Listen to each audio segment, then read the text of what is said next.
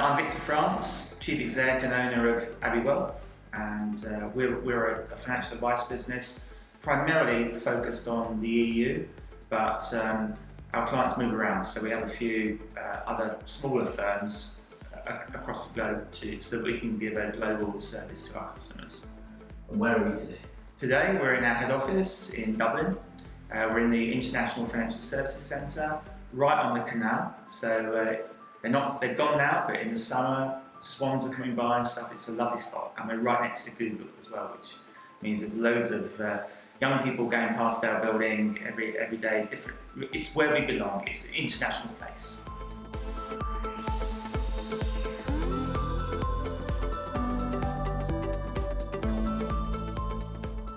The economy around, certainly in the Western Europe, is very tough if you're an SME, and particularly tough if it's a financial services business. And well, that's okay, and things go in cycles. And I look back, and I read in the FT a few weeks ago that their view was for firms in our industry, it was going to be the toughest time for 25 years. And I thought, okay, get that, high inflation, high interest rates. And in that situation, costs go up, but also clients start thinking, I might put my money in the bank rather than invest. And we haven't had a situation like that for 25 years. But then when I thought about the opportunities, I thought, well, actually, if you did manage these sort of firms 25 years ago, you know how to do it now. So that's perhaps a competitive advantage compared to some of the newer firms.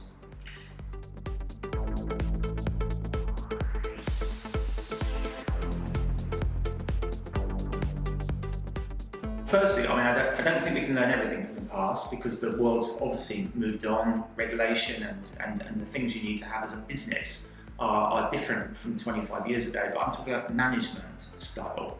And 25 years ago, I was working in the international financial services market, and the things I learned from that were if you need to right-size your business, get it in shape, because you know that there's going to be a tough time, you need to take action early, not wait. And the companies that were brave and bold about reorganising themselves were the ones that got through. And so I'm somebody who's bold and brave around this, and I love this business, and I've got loads of mates in it. We're not competing with each other. I'd say that that's what we need to do. If we want to come out the other side with our great people, you act early, and then also you look on growth. What's the opportunities to evolve your business into some new markets that maybe, because times were a little bit easier before, you didn't focus on them.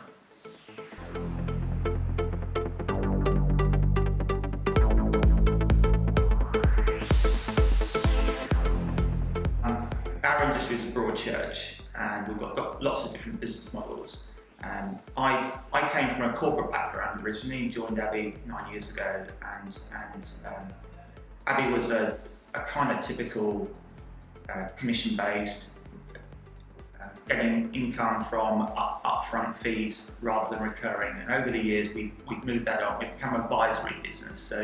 So we tend to spend most of our time with our existing clients, and we generate fees from those clients, giving them advice. And one of my passions is that with a client, you put their financial plan at the heart of things rather than talking about investments.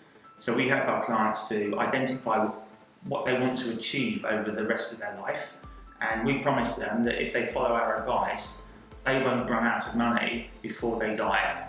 And I started out as a nurse, and I worked in my first 2 years job was in an old people's home, a national health one, and all the patients there had run out of money before they died.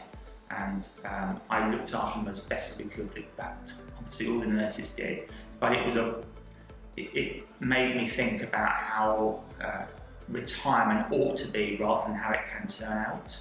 And that's been a driver for me to make sure that we give our clients not just financial advice, but coaching and lifestyle advice about how to make sure that they get the things they want out of the rest of their lives.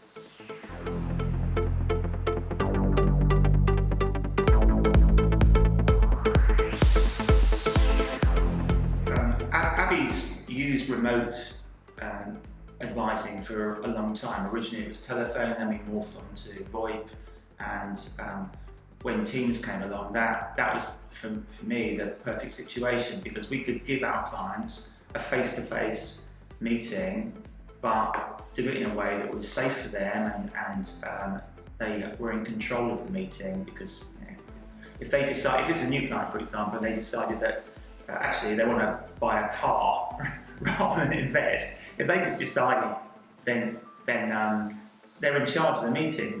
And at the time, it was post-COVID, but at the time I was having some new windows fitted in my house, and I'll tell you what, it was a lot harder getting the guy out of my house who was selling me the windows than it was getting in. And that made me think about financial services and pressure sales and stuff. And I never wanted a business that did that. I wanted a business that would work with clients and make them feel really comfortable with what we're doing, and very, very integrated into the business itself.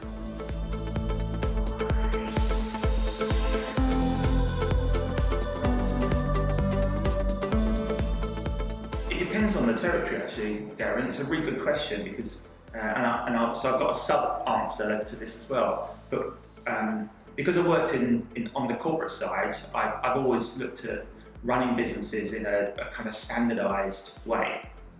So here in the EU, we've got 2 licences with the Central Bank of Ireland directly: a MiFID licence and an insurance mediation licence. And that gives us permission from here in Ireland to passport into every other country from here in Ireland. And we also have a branch in Spain where our advisors can advise in Spain as well. And so if clients are nearby, they can come into the office or deal remotely with us. In the UK, for example, we operate on a totally remote basis. And in Australia, we work on an appointed rep model, because we've got only a few hundred Australian clients. So it didn't make sense for us to set up a fully blown business there. And actually it's very complicated, and the time differences and stuff. So we partnered with an appointed rep firm there, and they look after our clients for us under our kind of guidelines.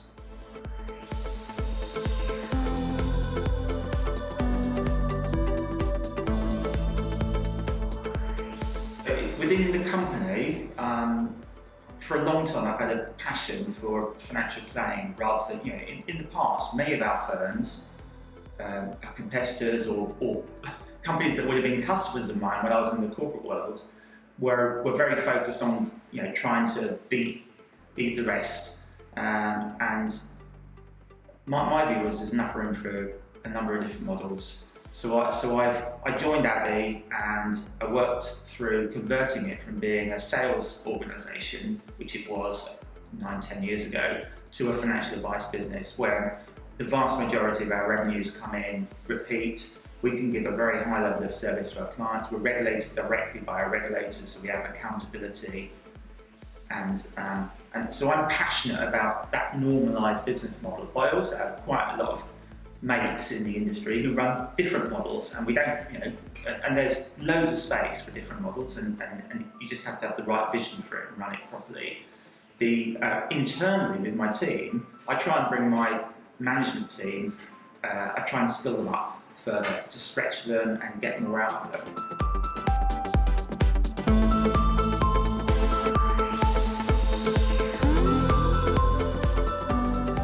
The question is so much more powerful than the answer. Not, a lot of the advisors when I first joined Abbey would be, they thought they had to tell their clients stuff. Actually, we turn that around and say, ask the clients what they want, because we can do more or less anything they want. If we can't, we won't look after them. But it's asking questions, and also we become more focused on education as well. And I don't mean that teaching things, but helping our clients to know more about what we do. And I think there used to be a fear that if you do that, the client will go off and do that thing on it, but they don't, because they value the fact that you're helping them and making them feel more confident about finances. And it's a very, very can be a very confusing area. So clarity, I'd like to see, if I can leave this industry having helped build the clarity of the customer base out there, I'd be a happy person. Victor Franz, 10 minutes with, thank you very much. Thanks, Gary. Good to see you.